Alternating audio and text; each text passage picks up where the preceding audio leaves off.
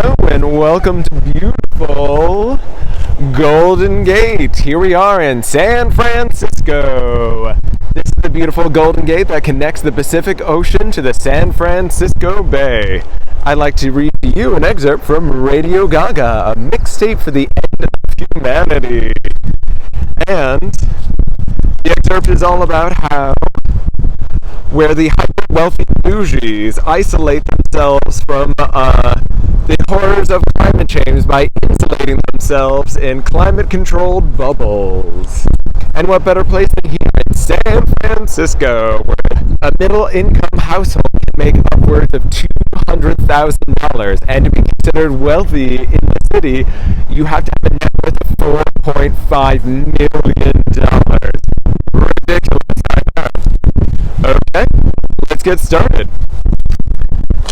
The island of Manhattan was the first city-state to husk off the failed American experiment and emerge from its tyranny as a dazzling, climate-controlled paradise, now called Metropolis. The bougies had long been fine with the fact that America was a tiered system, as long as they remained on top. But after 3 hurricanes flooded New York City and droughts and fires damaged San Francisco and Los Angeles, the ultra-wealthy bougies revolted. They had paid for diamond platinum preferred citizen status, and they expected to be treated better. After the first hurricane damaged $13 trillion of property in the New York tri-state area, the bougies unleashed their inner white woman and angrily demanded to speak with a manager. When they realized there was no customer service line for the hot bougies, they fumed. How dare they take our millions in tax dollars and treat us with the same incompetence? After air conditioning a room and then a building, the air conditioning of a city was the next obvious step.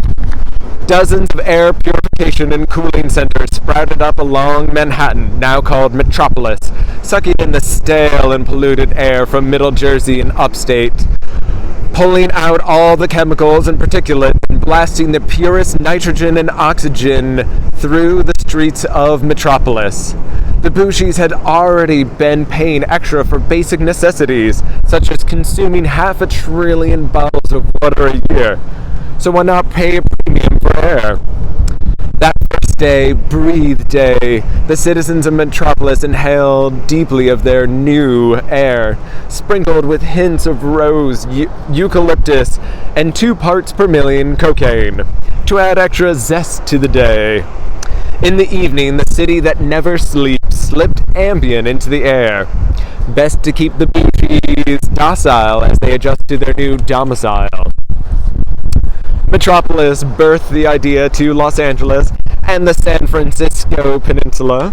Residents of these coastal California enclaves had long stomped on the grapes of wrath and spat disdainfully at the farmlands and cowtowns to their east, complaining how these smelled like shit. But when America's breadbasket started blazing and the winds whipped these wildfires westward, all the leaves turned brown and the sky became gray with hickory smoke. The Angelenos and West Bay area bougies could only get back to Californian dreaming if they built crystalline domes to keep out the smoke and the riffraff. In a decade, a dozen such city-states popped up. The hot bougies of each first banded together to share best practices and air quality recipes. The pumpkin-spiced air of October was everyone's favorite, followed closely by the smell of rotisserie turkey the weeks before Thanksgiving, and then the honey-glazed ham scent that wafted during the Christmas festivities. These first city-states set aside their decades-long East Coast rivalry to work together in what would be a jumping-off point for a worldwide collaboration. The hot bougie representatives from all the new domed nations of London, Rome, Venice, Paris, Beijing, Seoul, Tokyo, Sao Paulo, Hong Kong, Singapore, and Zurich set aside their national and ethnic differences and formed the United Federation of City-States, UFoCers. to celebrate their similarities. Wealth above all else, the founding UFoCers cheered. It was Shylock Balthazar, the chief executive of the city-state of Venice, who gave the roaring speech that poured over the crowd like liquid gold and solidified them together as his words sank in. If you prick us bougies, do we not bleed on our Patek Philippe watches? If you poison us bougies, will we not demand our home doctors pump our stomachs? Don't we all have the same cybernetic eyes? Don't we all eat the same pate, healed by the same means of newborn stem cells?